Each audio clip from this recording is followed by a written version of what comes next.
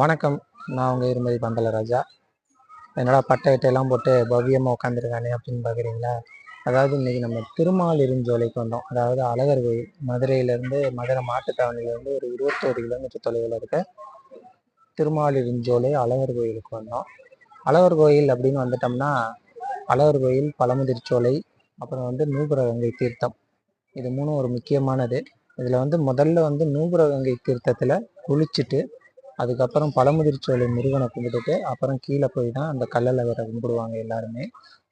நம்ம இப்போ நூபுரகங்கை தீர்த்தத்தில் இருக்கோம். நூபுரகங்கை தீர்த்தத்தில் குளிச்சுட்டு பட்டையெல்லாம் அடித்து ராக்காயம்மனை கும்பிட்டுட்டு உட்காந்துருக்கோம். அதாவது உள்ளே வீடியோ எடுக்க அலோடு இல்லை அப்படின்றதுனால நம்ம கோயிலோட விதிமுறைகளை பின்பற்றுறதுனால கீழே உட்காந்து பேசிகிட்டு இருக்கோம். இப்போ நம்ம கோயிலுக்கு வெளியில் இருக்கோம். மேலே அந்த படிக்கட்டு இருக்கு இல்லையா, அந்த படிக்கட்டு மூலியமாக போய் தான் நூபுரகங்கை தீர்த்தத்தில் குளிச்சுட்டு ராக்காயம்மனை கும்பிட்டுட்டு வராங்க. இந்த நூபுரகங்கை தீர்த்தம் அப்படின்றது என்ன அப்படின்னு பார்த்தீங்கன்னா, வாமன அவதாரம் இருக்கு இல்லையா, பெருமாளோட அவதாரத்தில் வாமன அவதாரம் இருக்குல்ல, அதில் மகாபலி ராஜா ஆணவமாக இருக்காரு. நீ என்ன கேட்டாலும் தாரேன் அப்படின்ட்டு அந்த சிறுவன்கிட்ட சொல்லணும்னா ஒரு காலை பூலோகத்துலேயும் இன்னொரு காலை விண்ணுலகத்துலையும் வச்சுட்டு 3வது அடியை எங்கே வைக்கணும் அப்படின்ட்டு பெருமாள் கேட்குறாரு. அப்படி விண்ணுலகத்தில் காலை வைக்கும்போது அந்த காலுக்கு பிரம்மா என்ன பண்ணுறாரு அப்படின்னா அபிஷேகம் பண்ணுறாரு. அப்போ அந்த இதில் தண்ணி வலிஞ்சு அந்த பாதம் வழியாக வருது. அதுதான் நூபுர கங்கை அப்படின்றது.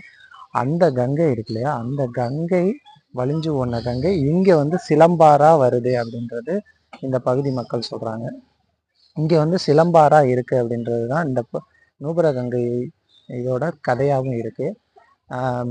இங்கே அழகர் கோயிலுக்கு வர்றவங்க எல்லாருமே ஃபஸ்ட்டு நூபுர கங்கையில் குளித்து தீர்த்தம் ஆடிட்டு அங்கே இருக்க ராக்காயி அம்மனை கும்பிட்டுட்டு தான் கீழே இருக்க கள்ளழகரை கும்பிட்றாங்க.